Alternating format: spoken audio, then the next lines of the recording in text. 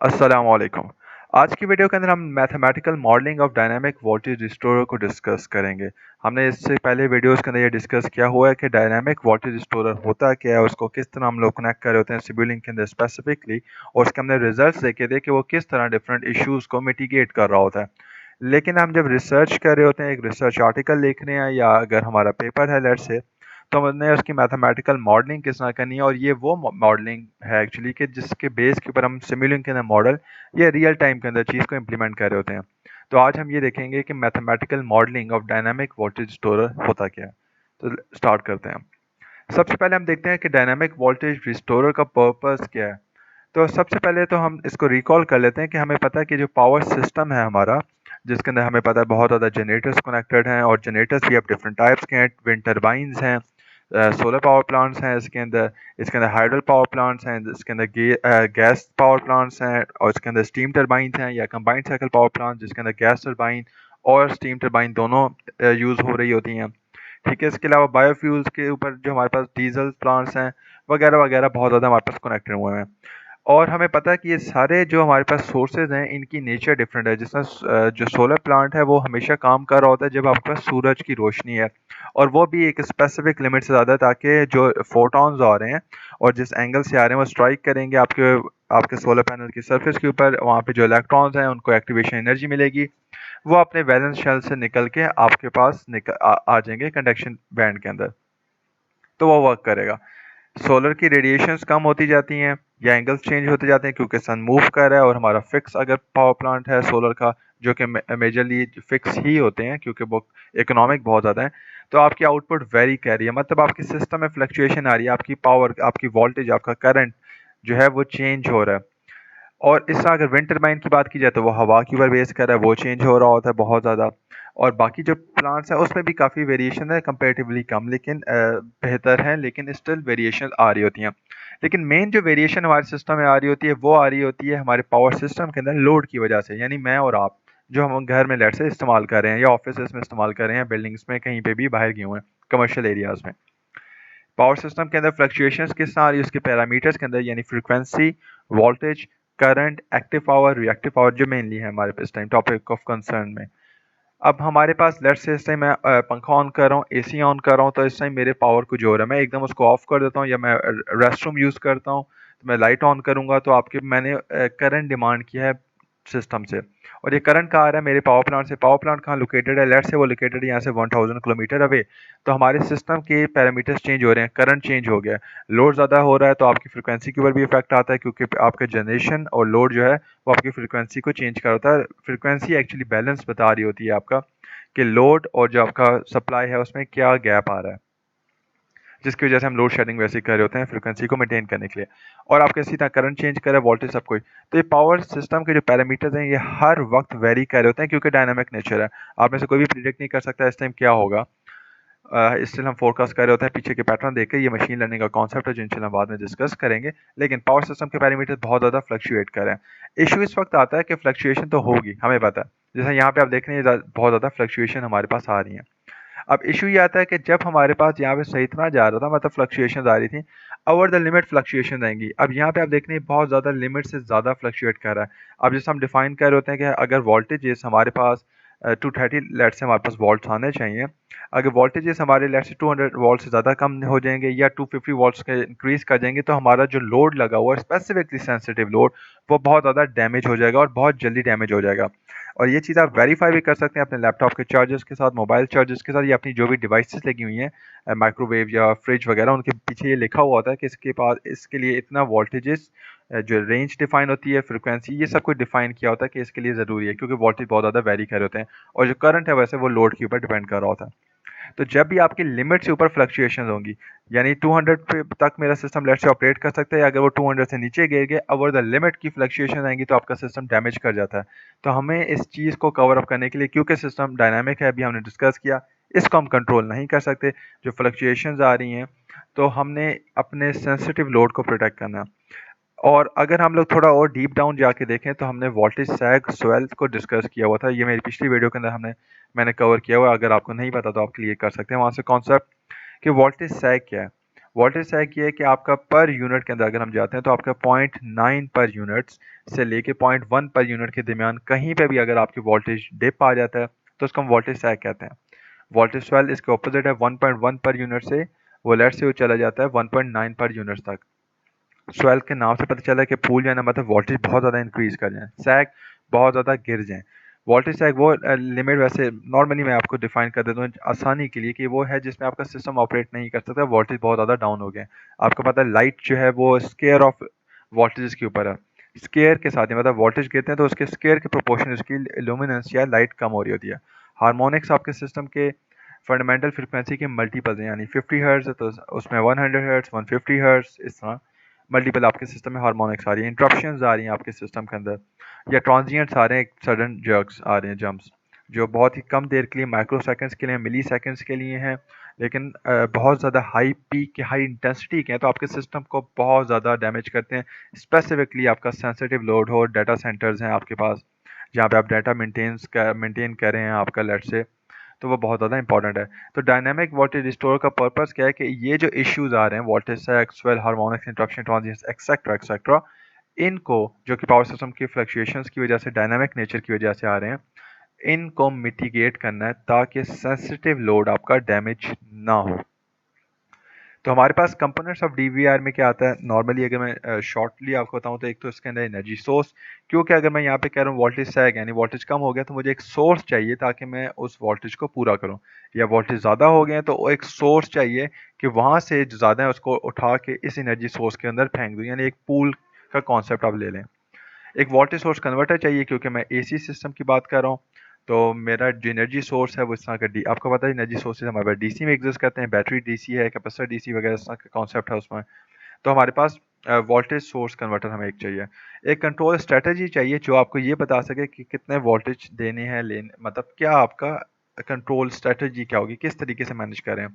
और अपने सिस्टम को, मेन सिस्टम है पावर प्लांट को, अब इंजेक्ट करेंगे कैसे, तो इसके लिए एक इंजेक्टिंग ट्रांसफार्मर चाहिए और फिल्टर्स चाहिए। आपको पता है हार्मोनिक्स वगैरह जब भी हम लोग वोल्टेज सोर्स कन्वर्टर यूज़ करते हैं तो हम लोग मतलब जब भी डीसी को एसी में कन्वर्ट करते हैं तो हमें फिल्टर्स चाहिए होते हैं, तो ये उसके लिए इंपॉर्टेंट है। तो कंट्रोल स्ट्रेटजी के अंदर हमारे पास जो स्पेसिफिक जो दो मेन पॉइंट्स हैं वो ये है, सबसे पहले कि नॉर्मली जो है वो कौन सी आई है और फिर उसको मिटिगेट कैसे करना है, यानी वोल्टेज सैग है या वोल्टेज स्वेल है या कौन सी चीज़ है।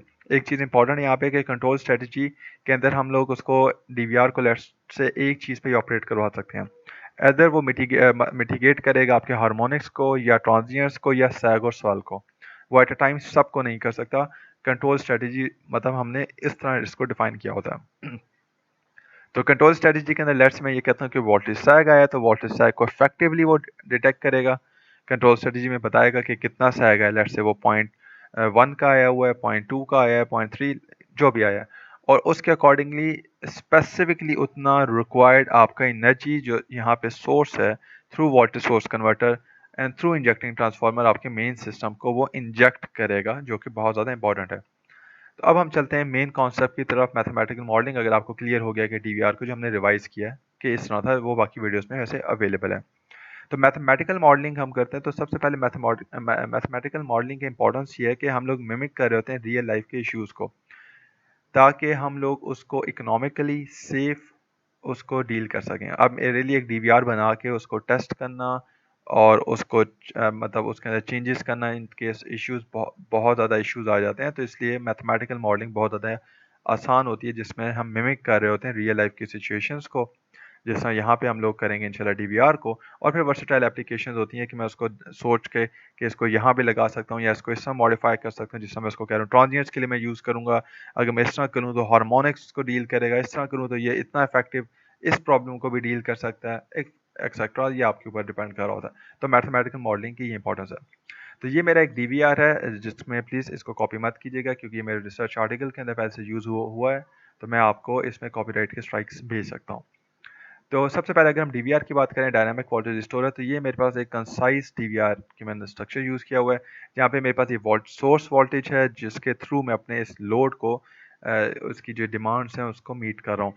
तो लेट्स से किसी काउस की वजह से, सिस्टम की डायनामिक्स की वजह से, लेट्स से अगर वोल्टेज सैग की बात करते हैं तो मैं कहता हूँ कि हैवी लोड स्विच ऑन हो गया या कोई फॉल्ट आ गया, तो मेरे पास यहाँ पे जो वोल्टेजेस जा रहे थे यहाँ पे वीक हो गए, यानी कोई सैग सिस्टम इंट्रोड्यूस हो गया।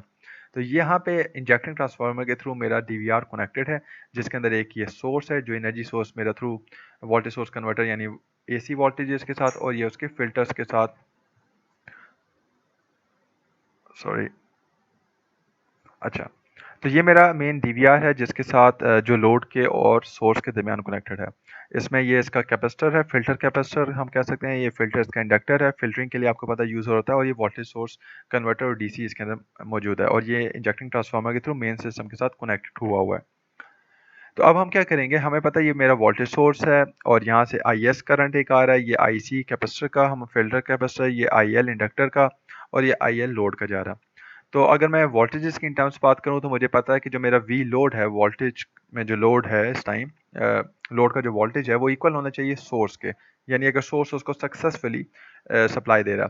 But in case of faults या in case of any issue like voltage sag, तो मुझे एक्स्ट्रा सोर्स के वोल्टेजेस कम हो गया, तो वी डी का मतलब यहाँ पे डायनामिक या डीवीआर के सोर्स वोल्टेजेस हैं जो इन केस ऑफ सैग पॉजिटिव होगा, मतलब ये दो ऐड होके इसको सप्लाई कर रहे होंगे।